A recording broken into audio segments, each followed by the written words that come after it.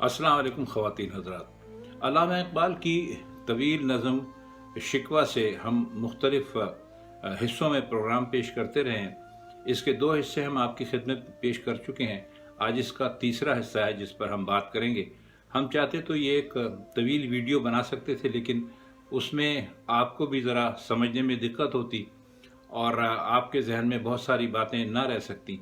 लेकिन फिर भी ये एक वीडियो 20-25 मिनट की बन रही है, जो हमारे हिसाब से ज़्यादा है, क्योंकि हम अब तक जो वीडियोस बनाते रहे हैं, जैसे गालिब के सिलसिले में जो हमारी वीडियोस हैं, जो हम अब भी बना रहे हैं, क्योंकि दीवान गालिब की तशरीह जो है वो साथ साथ जारी है। लेकिन चंद दोस्तों ने कहा था कि अल्लामा इक़बाल के कलाम को भी साथ साथ लेकर चलिए, तो फिर हम आपकी फरमाइश यूँ पूरी कर रहे हैं। तो आज की बकिया हिस्से को शुरू करते हैं। कल तक का आपके पास होगा, आप चाहें तो उसको फिर दे सकते हैं और फिर इसको आगे समझ सकते हैं। तेरी महफिल भी गई, चाहने वाले भी गए, शब की आहें भी गईं, सुबह के नाले भी गए। महफिल से मुराद उनकी ये है कि जो मुसलमानों की बहुत बड़ी जमीयत है और वो जिस तरह हक़ और सदाकत का परचम बुलंद रखती है, कहते हैं कि अब वो तो है नहीं, उसकी कोई उम्मीद नहीं है, वो नज़र नहीं आ रही है। और शब की आहें भी गई, सुबह के नाले भी गए। नाला हम आपको बता चुके हैं, बहुत ऊंची आवाज़ में रोने को कहते हैं। अब इससे जो उन्होंने शब की आहें भी गईं, सुबह के नाले भी गए, इससे उनकी मुराद या उनका इशारा है इबादत गुजार लोगों की तरफ। वो लोग जो बहुत इबादत गुजार होते हैं, वो रात में अल्लाह ताला के सामने रोते हैं, फरियाद करते हैं, अपने गुनाहों की माफ़ी मांगते हैं और पूरे आलम के लिए खैर मांगते हैं, जिन्हें इबादत गुजार या तहज्जुद गुजार कहा जाता है। तो कहते हैं कि अब वो इस किस्म के लोग तो अब हमें नज़र नहीं आते, नहीं मिलते बिल्कुल भी। गो कि ये गिला अल्लाह ताला से वो कर रहे हैं, लेकिन अगर आप गौर से ये पिछले अशार भी देखें तो इसमें बहुत सारी ऐसी बातें हैं कि जिसमें लोगों के अपने कसूर हैं। तो असल में वो कहना ही चाहते हैं कि तेरे लिए क्या मुश्किल है कि तू अगर लोगों के दिल एक मरतबा फिर इस्लाम की तरफ मोड़ दे और लोग एक मरतबा फिर उसी तरह तेरी इबादत करने लगें। दिल तुझे दे भी गए, अपना सिला ले भी गए, आके बैठे भी ना थे और निकाले भी गए। सिला कहते हैं बदले को, किसी भी चीज़ के बदले में कुछ दिया जाए उसको सिला कहते हैं। और दिल देने का सिला यही होता है कि महबूब से आपकी मुलाकात हो जाए। आशिक की सबसे बड़ी तमन्ना यही होती है। और वो कह रहे हैं कि हमारा तो ये हाल था कि अभी हमारा उरूज का ज़माना था, तरक्की का ज़माना था, और ये इस महफिल में हम अभी आकर बैठे ही थे। यानी मुसलमानों ने अभी अच्छा दौर शुरू ही किया था, तो उनकी हालत ऐसी हो गई जैसे कोई अपनी महबूब की महफिल में जाए और अभी वो बैठा भी ना हो तो महबूब की तरफ से उसको हुक्म हो कि भाई तुम यहाँ से निकल जाओ, और वो मजबूरन वहाँ से निकल जाए। तो अपने लिए कहते हैं कि मुसलमानों का यही हाल हुआ कि वो जैसे महफिल में कोई जाए और अभी वो बैठे भी ना, बैठने के लिए जगह देख रहा हो, जगह चुन रहा हो, और उसको वहाँ से निकल जाने का हुक्म दे दिया जाए। तो उन्होंने कहा कि मुसलमानों की बैन यही सूरत हाल हो गई है। आए उशाक गए वादा फ़र्दा लेकर, अब उन्हें ढूंढ चरागे रुखे ज़ेबा लेकर। उशाक कहते हैं आशिकों को, ये आशिक की जमा है, आशिक की जमा है उशाक। और वादा फ़र्दा, देखिए ये कल के लिए इस्तेमाल होता है, फ़र्दा का लफ्ज़। इसमें 2 हैं। फ़र्दा कहते हैं वो कल जिसको अभी आना है, यानी टुमारो, और एक होता है इमरोज़ यानी टुडे, आज का दिन। तो ये इमरोज़ और फ़र्दा में आप इसका ज़रा फ़र्क याद रखिएगा कि इमरोज़ वो दिन होता है जो गुज़र रहा है, जो लम्हा है इस वक्त, जैसे हम इस आपके सामने बैठे हैं तो हम आज बैठे हैं। लेकिन अगर हम आपके लिए एक और वीडियो बनाएंगे तो हम उसे कहेंगे कि फ़र्दा में बनेगी, यानी कल में बनेगी। तो इमरोज़ और फ़र्दा में यही फ़र्क है। तो वो कहते हैं कि जो उशाक थे, आशिक थे, वो आए तो सही, लेकिन उनको क्या मिला? वादा फ़र्दा मिला कि भाई अब आप कल आइए। तो कहने लगे कि वो अब नाराज़ हो गए इस बात से। तो अब उन्हें ढूंढ चिरागे रुखे ज़ेबा लेकर। रुखे ज़ेबा होता है, ज़ेबा कहते हैं खूबसूरती को।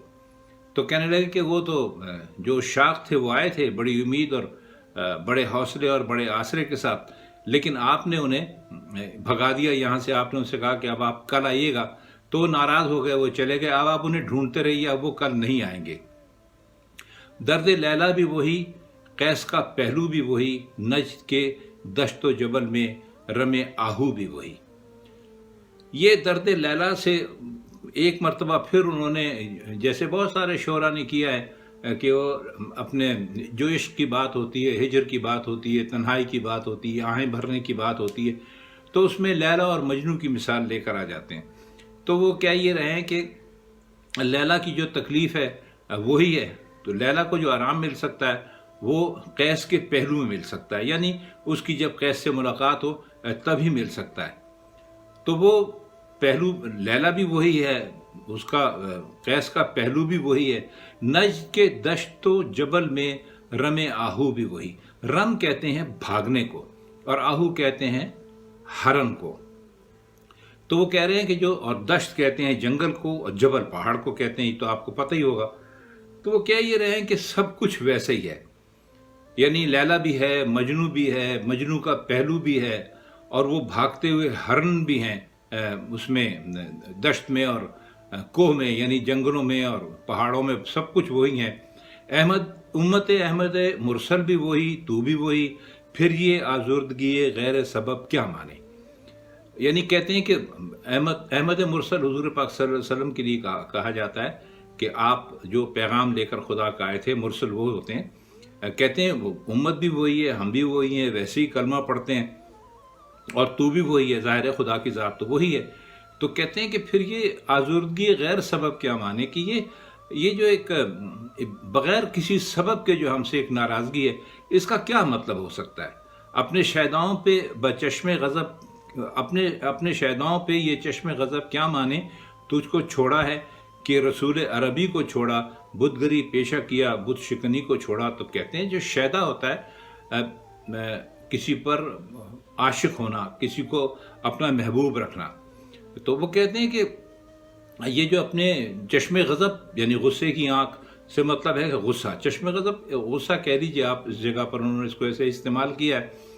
تو وہ کہتے ہیں کہ ہم پر یہ جو ہم تیرے چاہنے والے ہیں، ان پر یہ جو تیری چشم غضب ہے، اس کے کیا مانے ہم نے تجھ کو چھوڑا کہ رسول عربی کو چھوڑا، ہم نے تجھے بھی نہیں چھوڑا۔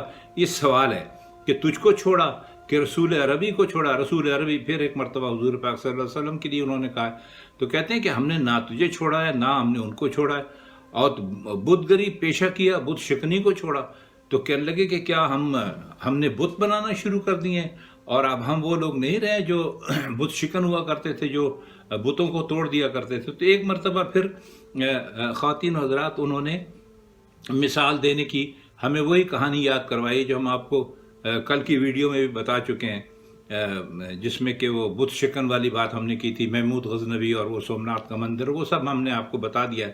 وہ جو واقعہ ہے اس کی طرف ایک مرتبہ پھر انہوں نے اس میں اشارہ کیا ہے کہ ہم نے کیا بت گری پیشہ کیا۔ پیشہ کرنے سے مطلب یہ کہ کام ہم نے شروع کر دیا بت گری کا، کہ ہم بت بنانے لگے ہیں اب، جو تو ہمیں یعنی ایسا سمجھتا ہے، ہمارے ساتھ ایسا سلوک کرتا ہے۔ تو کہتے ہیں نہیں، ہم ویسے نہیں ہیں، ہم تو بالکل ویسے ہی ہیں کہ جیسا ہمیں بتایا گیا تھا۔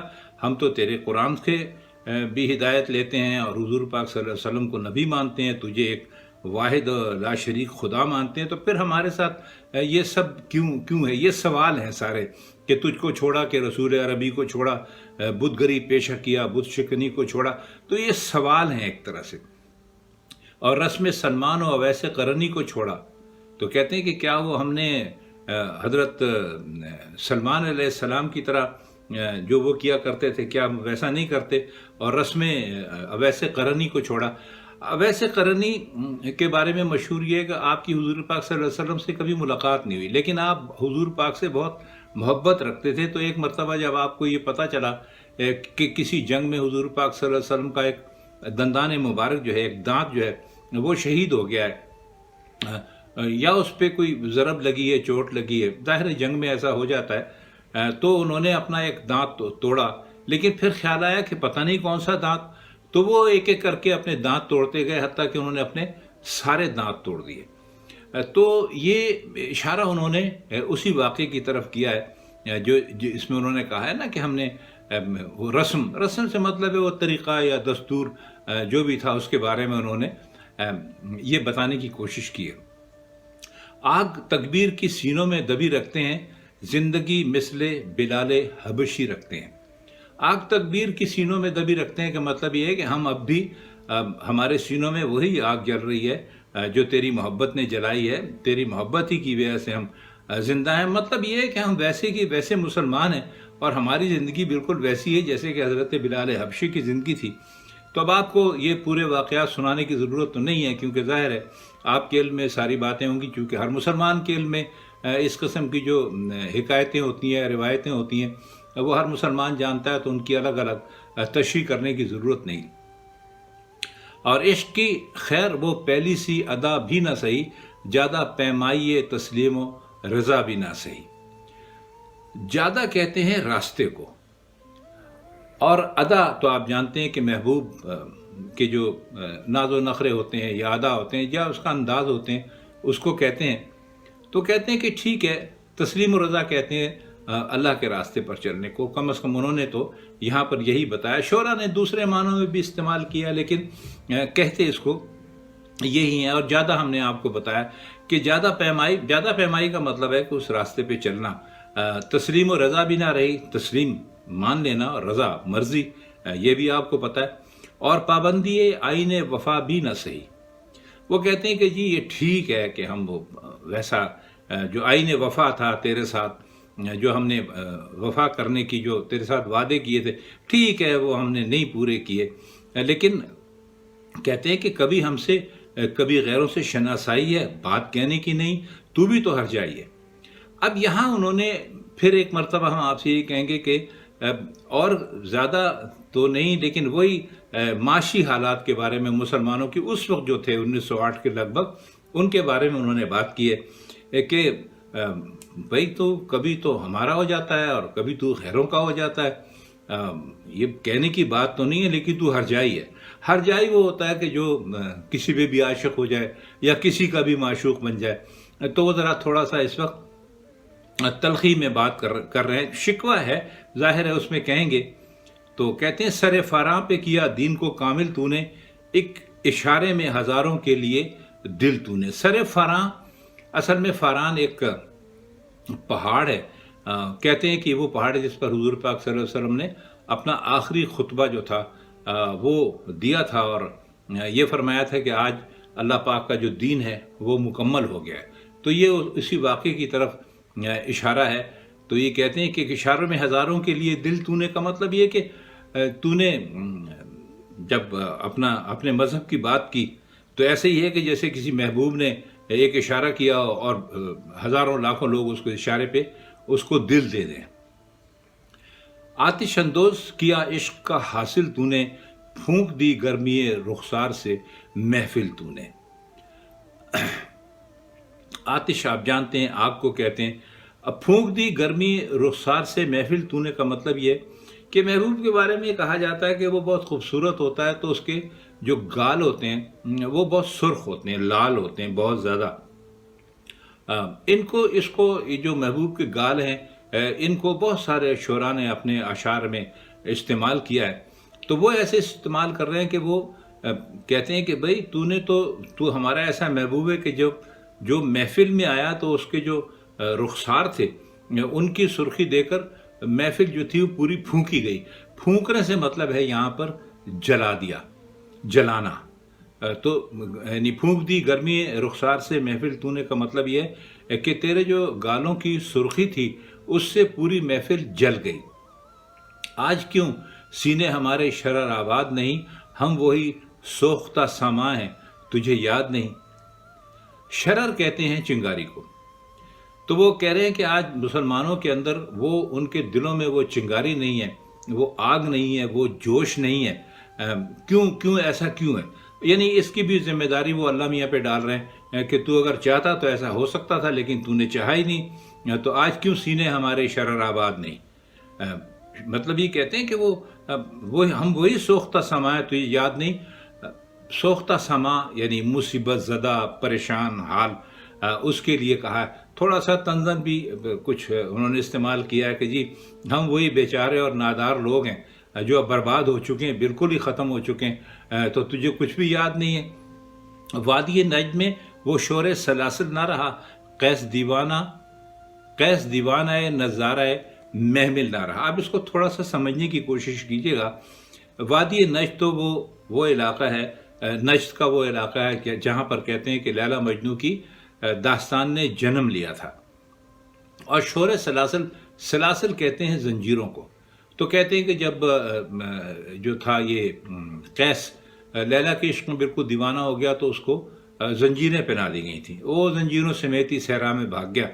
تو ظاہر ہے جب وہ ادھر ادھر چلتا تھا تو وہ زنجیریں آپس میں ٹکراتی تھیں اور ان سے شور پیدا ہوتا تھا، تو اس کو انہوں نے شور سلاسل کہا ہے، یعنی زنجیروں کے آپس میں ٹکرانے کی آواز کو شور سلاسل انہوں نے کہا ہے۔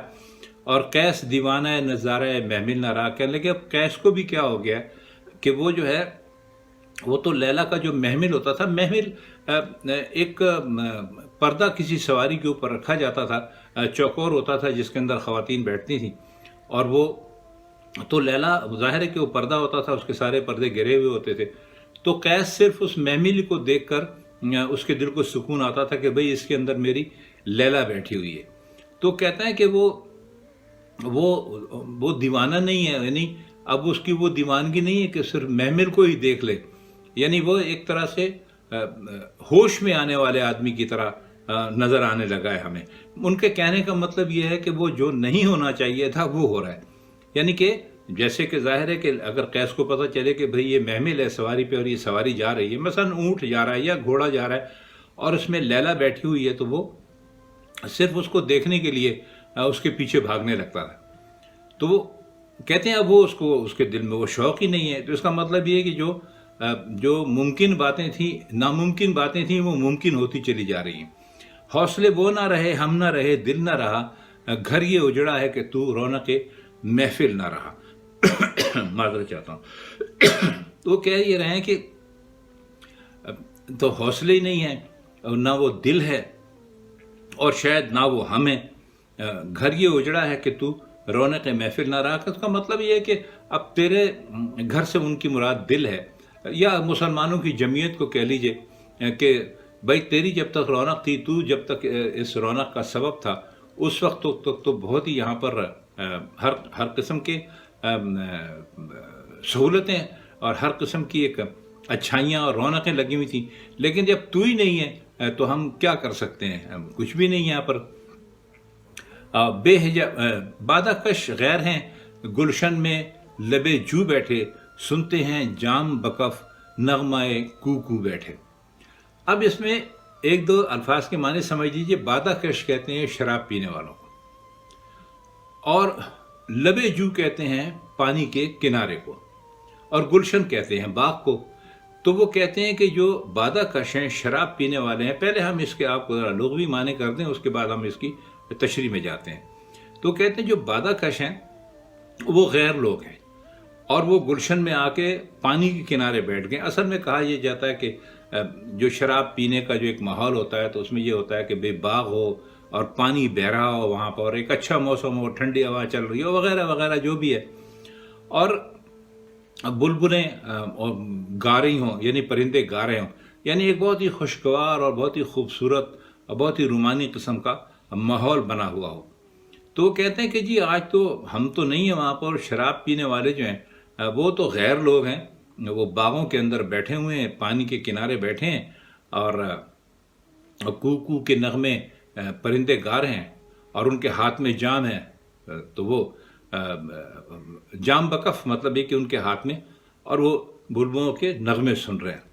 دور ہنگامہ گلزار سے یکسو بیٹھے، تیرے دیوانے بھی ہیں منتظر ہو بیٹھے۔ ہنگامہ گلزار کا مطلب یہ ہے کہ دنیا کے جو ہنگامے ہیں ان سے دور، یکسو کا مطلب ہے کہ ایک طرف ہو کے وہ بیٹھے ہوئے ہیں، اور تیرے دیوانے بھی ہیں منتظر ہو بیٹھے۔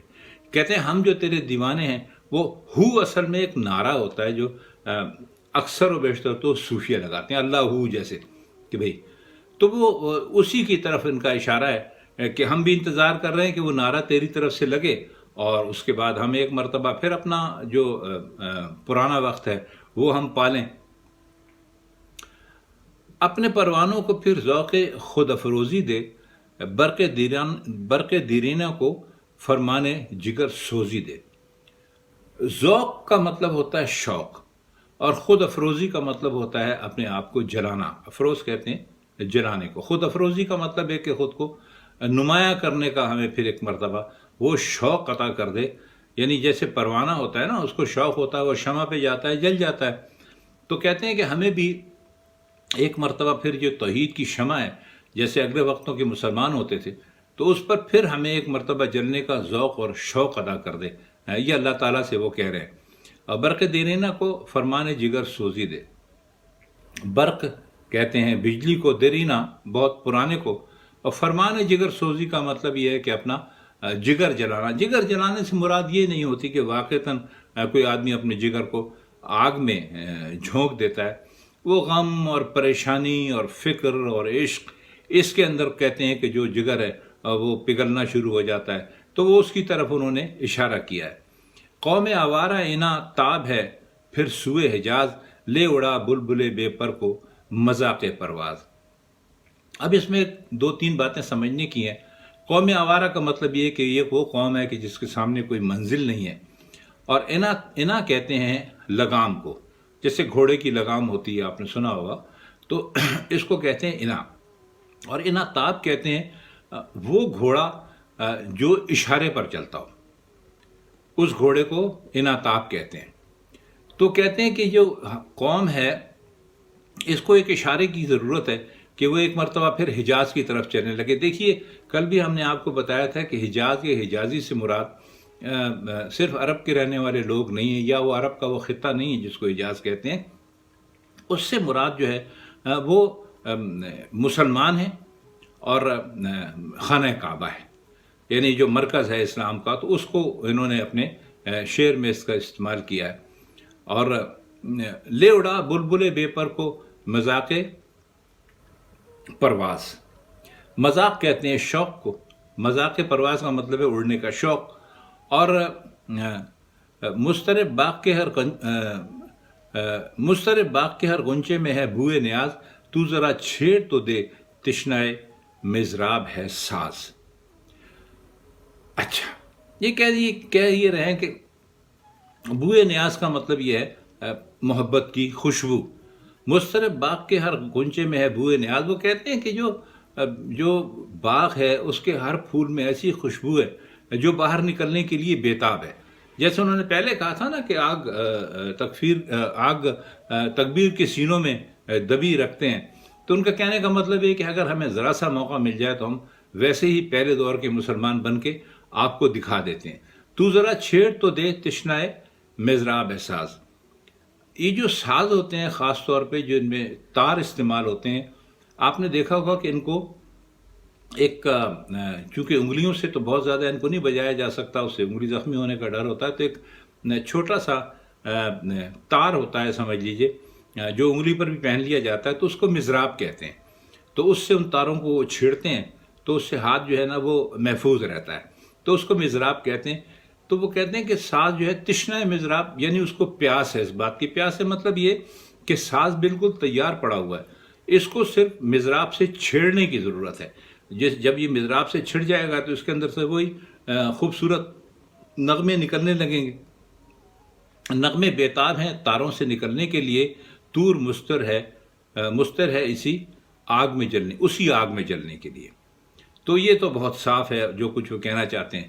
تو کہتے ہیں کہ جیسے کہ حضرت موسیٰ علیہ السلام طور کے پہاڑ پر تشریف لے گئے تھے، اور اللہ پاک سے ان کی وہاں ملاقات ہوئی، اور ان کو جو احکامات دیے گئے، تو کہنے لگے کہ وہ جب اللہ کا نور اتنا زیادہ تھا تو اس سے اس پہاڑ کو کہتے ہیں کہ آگ لگ گئی تھی، اور وہ آج تک وہ پہاڑ جو ہے وہ اس سے وہ سیاہ ہے۔ تو وہی کہتے ہیں کہ ہمیں مشکلیں امت مرحوم کی آساں کر دے، مور بے مایا کو ہم دوش سلیماں کر دے۔ امت مرحوم سے ان کے مطلب یہ ہے کہ مسلمانوں کی جو عروج ہے وہ ختم ہو چکا ہے، تو یہ ایسی ہو گئی امت کی جیسے مر گئی ہو۔ مرحوم آپ جانتے ہیں کہ مرے ہوئے کو کہتے ہیں، اور مور کہتے ہیں چونٹی کو، بے مایا کہتے ہیں جس کی کوئی قدر و قیمت نہ ہو، ہم دوش سلیماں کر دے۔ ہم دوش کہتے ہیں ساتھ چلنے والا، مطلب برابری کرنے والا۔ تو وہی کہتے ہیں کہ حضرت سلمان علیہ السلام کی انہوں نے مثال اسی دی ہے کہ ہم اور آپ سبھی جانتے ہیں کہ حضرت سلمان علیہ السلام کو اللہ تعالیٰ نے اپنے فضل و کرم سے بہت طاقتیں دی تھیں، ہوا پر بھی ان کی حکمرانی تھی، جنوں پر بھی ان کی حکمرانی تھی، اور وہ ایک بے حد طاقتور بادشاہ اور پیغمبر گزرے ہیں۔ تو اس کی طرف اشارہ کر رہے ہیں کہ ایک چیونٹی جو ہے اگر تو چاہے تو وہ حضرت سلمان علیہ السلام کی برابری بھی کر سکتی ہے، جن سے نایاب محبت کو پھر ارزاں کر دے، ہند کے دیر نشینوں کو مسلمان کر دے۔ اب اس میں سمجھیے جنس چیز کوئی بھی، جن سے نایاب وہ چیز جو نہ ملتی ہو۔ ارزاں کہتے ہیں سستا کرنے کو، اور ہند کے دیر کہتے ہیں مندر کو، یعنی کوئی ایسی جگہ جہاں پر بت رکھے ہوئے ہوں، جہاں پر مسلمان ظاہر عبادت نہیں کر سکتے، مندر میں جہاں پر غیر مسلم اپنے عقیدے کے مطابق اپنے دیوی دیوتاؤں کی عبادت کرتے ہیں، اس کو دیر کہتے ہیں۔ اور دیر نشین یعنی وہ لوگ جو مندروں میں بیٹھے ہوئے ہیں، مطلب کہ غیر مسلم ہیں۔